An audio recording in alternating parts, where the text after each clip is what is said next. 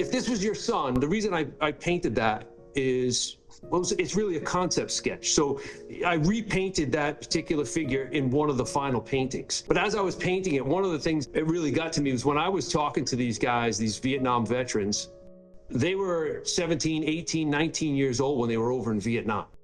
And at the time, what coincided with me, my kids were at that age while I was doing this project. So that really hit me hard.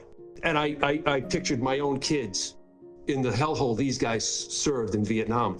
So the title came out of that was like, I wanted other people to think about, if this was your son, wouldn't you want people to remember? Because it's so easily forgotten. The Vietnam War and the Vietnam veterans are so forgotten. I'm not a veteran. I didn't serve. So I wanted civilians to kind of maybe take a little note.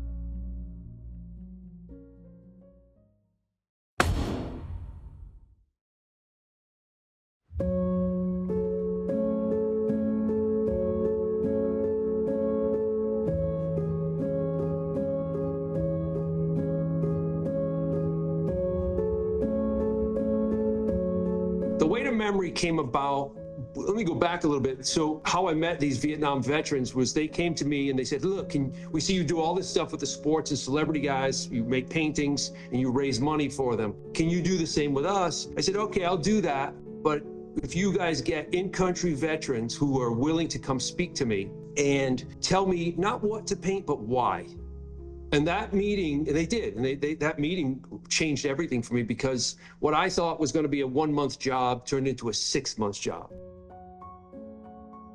Guys came in who I knew had never spoken about the war in 50 years are now slowly telling me and sharing things that are so heavy and so awful over time. Like as I'm working on this one painting, they're sharing these stories, and it was affecting me over and over and over. And I would read books and try to fill my head with what to paint and what's important to these guys. And I would watch documentaries. And as I'm doing this, I didn't realize I was getting depressed. I was, these guys would come in and look at the painting and make sure I got all the details right. And every time they would come in, they would stick around, they would have some coffee, and they would share things, or they would call me at night. And my wife was even saying, hey, look, you're getting depressed. This is really affecting you.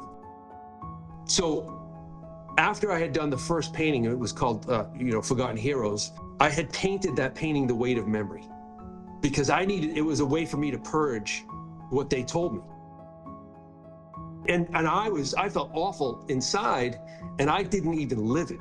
I couldn't imagine what these guys walk around with every day for over 50 years. So the reason I painted it was to purge it out of my head, but it resonated with them and their families tremendously. I had a wife come in and say, she looked at that, stopped, and said, I now understand my husband better.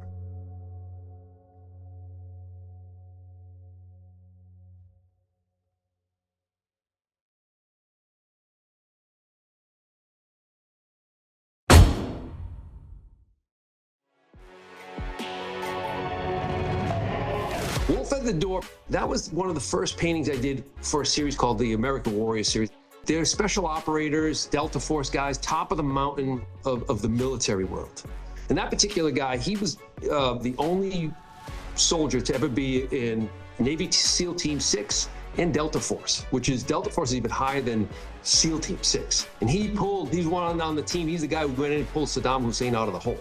He's at another level. When I got to meet these guys, I wanted to kind of educate people instead of just doing like Tom Brady or Rob Gronkowski or David Ortiz, a baseball card. I wanted to kind of paint these portraits of these guys who nobody knew and educate. When somebody would stop and look at this painting, they go, who is this guy? And then they would read a little bit about him and go, oh my goodness, how do we not know about this guy? So it became almost my way of educating people about the special forces guys who will never say anything about themselves. And it was just to shine a light on them in a different way than a movie or something like that. And it became the beginning of a series. And the title is really indicative of who these guys are. These guys are wolves. These guys are highly trained guys who go out and do some pretty heavy things all the time. These guys are affected by walking in that valley of death too. And when you are taking lives for a living, you don't come out unscathed.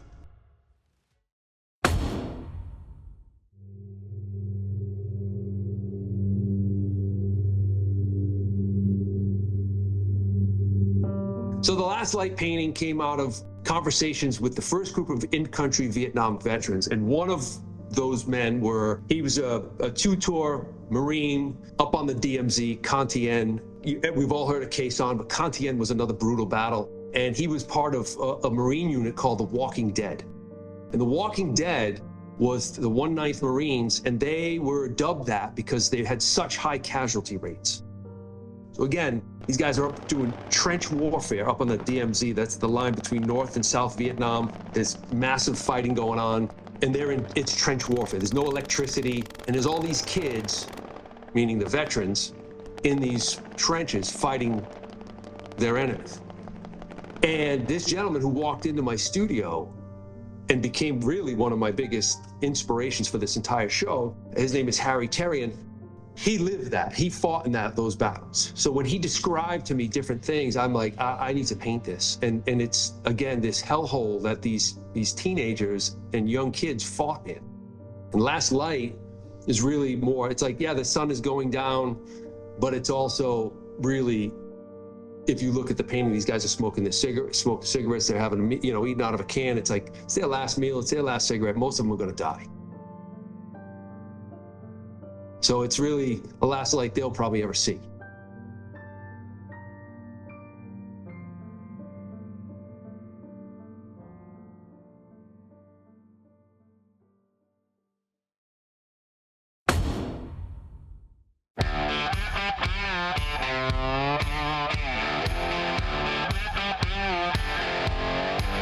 Again, many of these things all come from conversations over the first six months with these guys. And one of the things they talked about was the howitzers, the artillery. One guy said to me, he said, they were called the king of battle. And I'm like, what are you talking about? And they said, well, it's the slowest moving piece on the chessboard is the king, but he's the most powerful. And meaning he dies, the game's over. They needed this artillery to survive in what they were doing. They were calling the artillery strikes. And then I started to look at the artillery, the group, and it's 6 guys, and they have this dance that they work, this choreographed thing to make it work. And it was very interesting to me as an artist to go, how am I gonna capture that dynamic of these 6 guys working together? But the whole painting is really about all those shells that are on the ground. And it's subtle, and they're in the shadows, and they're along the bottom, and one guy's throwing a shell away. But that is just death and destruction in those shells. Every single one of those shells, and there's hundreds, in the painting there's not hundreds of them, but as you look and you study these, what happens, hundreds and thousands of shells. I mean, that's death.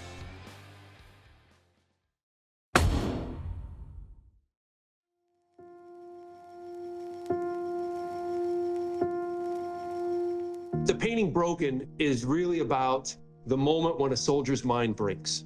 And the Vietnam series, it shows that a lot of guys will mention, oh, the eyes, that 1,000-yard stare, and it is about that. Broken is about the moment it's about to happen. My friends have gone over and come back with severe PTSD. How do you come back and live in this world and live in what they went through? And that soldier is exhausted, he's tired, what's going on in his family life, what's going on with his wife and kids at home, and now he's in this war over here, completely on a different world. At what time does a soldier's mind break? And that's what that painting's about. It was when his eyes open, he's gonna have that 1,000-yard stare.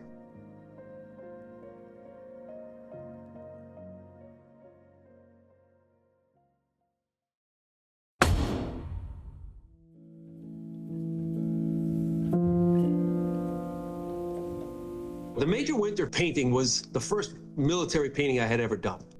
When I was asked to do the painting, again, at the time he was a captain, he was the leader, he was a tremendously well-respected guy. I didn't want a Rambo movie kind of painting. I wanted a quiet leader, strong personality in the painting. He was looking at you as the viewer, but he was clearly a soldier, and he's in the snow. And then one of the Battle of the Bulge, the major battles was, it was a brutal winter these guys had lived through. But it's just a quiet moment with this soldier, this amazing soldier that lived through all these moments and led his men through all these things.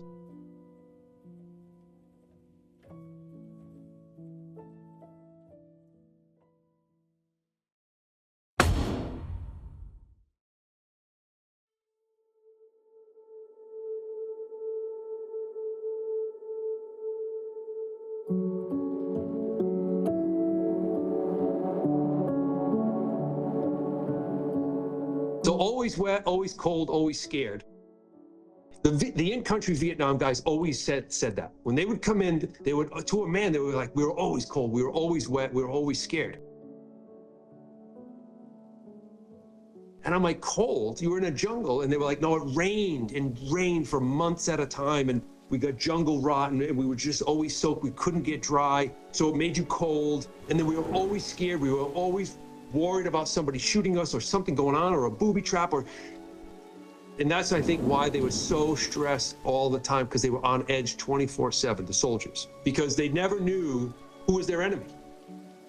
So it could be some villager, could be, you know, a male or female farmer, it could be a 6-year-old kid who's going to throw a hand grenade in your tent, or, you know, in the middle of your patrol. They didn't know. And you start to think about that. And again, I go back to, I remember what I was doing at 18 years old. Wasn't that? You know what I mean? Goofing around with my buddies.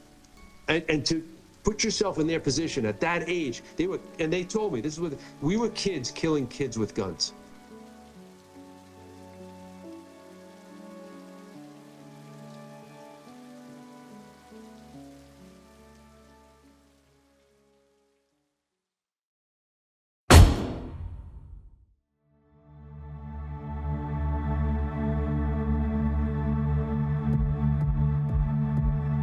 Dust-off was one of the first ideas I had for the second round of Vietnam paintings. The Huey is iconic. Everybody knows it. If you're a civilian or if you're a soldier, you know it. It was used everywhere in the war. They would pick guys up, drop them off. One veteran said to me, they were like taxis in New York City. They were everywhere. And I wanted to paint that iconic Huey, but in a very life-saving moment. Here are these guys in the middle of a battle, trying to get their buddy on before he gets killed or before he dies. He's already shot up, and the love they have for this soldier. So it was really about the chaos and just the madness of they're still being fired at and they're trying to get him on a helicopter to save his life.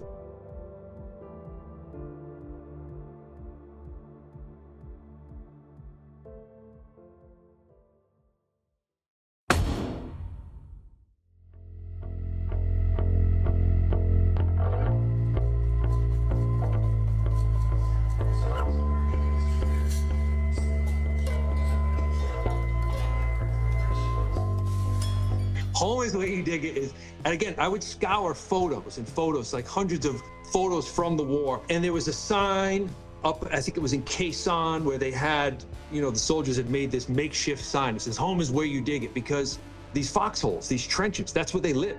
You know, when I first met some of the guys that came into my studio, one of the Marines said to me, it was like, I lived in a hole for a year. And you let that sink in. And I was like, holy shit. That's where you live. That's where you survive. That's what you got cover from. That's, you know, even when it rained, it was filled with water. It was like, that's awful.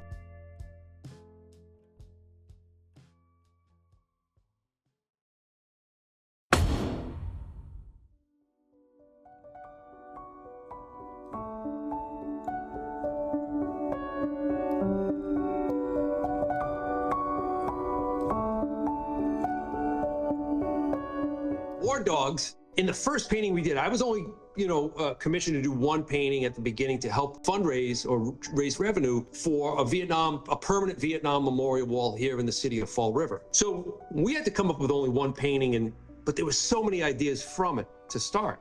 One of which was the dogs. And guys would talk to me about the dogs and how they saved lives, many, many lives, and what they used the dogs for. They could smell the enemy. They could smell booby traps. Man, these dogs were incredible. So we didn't get to put the dog in the first painting because it was, you know, it just didn't work. And I'm like, I'm going to focus on the dogs. And then the more research I did, the more heartbroken I got, because you read about these dogs, and at the end of the war, the government, in their infinite wisdom, euthanized them all.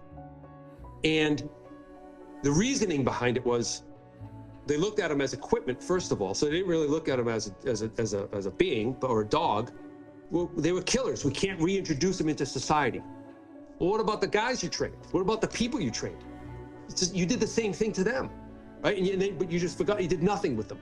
So the irony in that painting is two things. One, these dogs saved lives and the government just euthanized them at the end. And then the soldier, if you look, he's tired and he's looking a different direction. He's exhausted, but the dog is heightened. He just saw something. He's a split second before his handler, and he's alert to something some danger that's going to happen.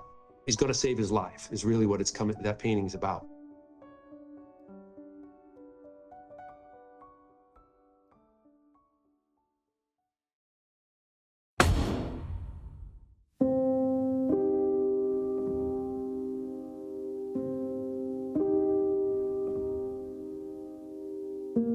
The nurse painting is something that came at the end of, or just before I opened the first exhibition. And it was probably about 8 months I was working on getting everything ready. I'm in this frantic pace of working on these giant paintings, and I'm behind, and I'm trying to get them framed, I'm trying to get them finished, and I'm doing other jobs. And within 1 week, a number of different people came up to me and said, "You don't have any female soldiers."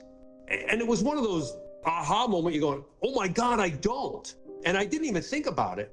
However, I was like, I don't want to just add to check a box and, I'm going to paint G.I. Jane just to add a woman into the show.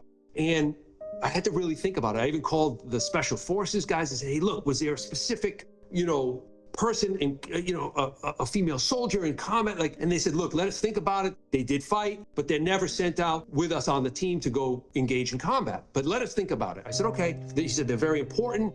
So again, I'm trying to come up with a real heartfelt way to portray women, because what they do is so important. So it was in March, it was Vietnam Veterans Day. And at the wall, the permanent wall over here, they were having a nurse speak, an in-country Vietnam nurse speak. She only spoke for 10 or 15 minutes, and I had gone to it. It's right outside my studio. So I went over, and what she was talking about, I knew instantly I had to paint a Vietnam nurse. The nurse I painted is not anybody specific. She represents all the nurses over there, because when you read their story, and I didn't know their story till I listened to, her name is Pat McCrory. I listened to her talk about how she was treated when she got home, when she was told she wasn't even there. We don't send women to war. This is back in the 60s and 70s. So I thought, how awful. Like, you think about how the guys were treated when they got home. They were spit on, they were called baby killers, they were called names, which is bad. You come back after doing what they did, the nurses, 90% of them volunteered to go over. And they're dealing with seeing what the worst of humanity can do to each other on a daily basis, 12 hours a day. I can't imagine what they've seen and lived through. And then not only are they helping the bodies, they're helping the minds of these guys. They got to be therapists in a sense. You think of what nurses do now with patients. Guys are getting shot up and blown, dying, death every day. And you come home and you're told you weren't there. Awful. And they're forgotten about even more than the rest of the guys. Although she's the only female in the exhibition at this point, she balances off all the other stuff to me.